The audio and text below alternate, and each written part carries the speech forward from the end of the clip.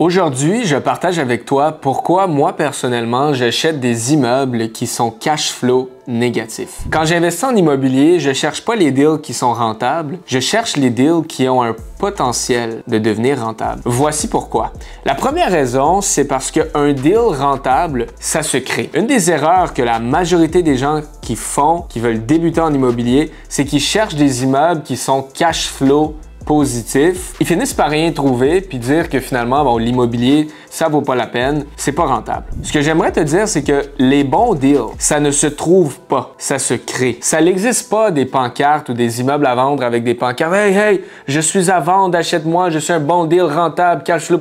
Ça n'existe pas. Des deals comme ça, des bons deals rentables, ça se crée, ça ne se trouve pas. La deuxième raison pourquoi moi j'achète mes immeubles cash flow négatifs, c'est parce que il y a moins de gens qui les veulent. Alors, c'est plus facile à négocier parce qu'il y a moins de gens qui le veulent, donc tu es tout seul avec le vendeur. Il y a moins de surenchères et tu peux même venir faire un profit à l'achat en négociant la propriété vu que tu es probablement une des seules personnes qui veut cet immeuble-là. La troisième raison pourquoi j'achète mes immeubles cash flow négatifs, c'est parce que une fois que tu es devenu propriétaire, tu vas pouvoir le rendre cash flow positif. Alors, souvent, des deals que tu achètes qui sont cash flow négatifs, c'est parce qu'ils sont sous-loués. Donc, les loyers sont sous la valeur marchande, sont sous-loués. Et toi, ce que tu vas venir faire, c'est d'acheter ces immeubles-là et d'augmenter les revenus de façon légale et éthique pour que ton immeuble devienne cash flow positif.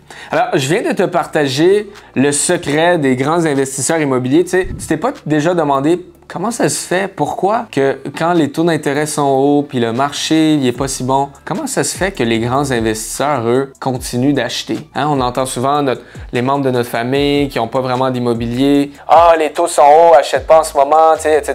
Je l'ai vécu, au début, j'étais comme, mon oncle, il a raison. Puis à un moment donné, quand je commençais, j'allais dans les soirées de réseautage, puis je rencontrais des plus grands investisseurs immobiliers du Québec, puis eux me disaient, il y a une différence entre une personne qui a une maison ou un triplex ou deux et quelqu'un qui bâtit son parc. Quelqu'un qui bâtit son parc, c'est un peu ça son secret. Okay? C'est que quand les amateurs, eux, ils ont peur, eux, ils continuent d'acheter puis de bâtir leur parc immobilier grâce à cette technique que je viens juste de te partager. Alors, en faisant ça, tu as donc le meilleur des deux mondes. Tu as des deals rentables que tu as payés à moindre prix. Alors, peu importe le taux d'intérêt et le marché actuel, tu peux donc continuellement bâtir ton parc immobilier grâce à ce que je viens de te partager. Pour plus de vidéos comme ça, n'hésite pas à laisser un pouce bleu, abonne-toi à ma chaîne YouTube et laisse un commentaire, ça va me faire plaisir d'y répondre. On se voit dans une prochaine vidéo.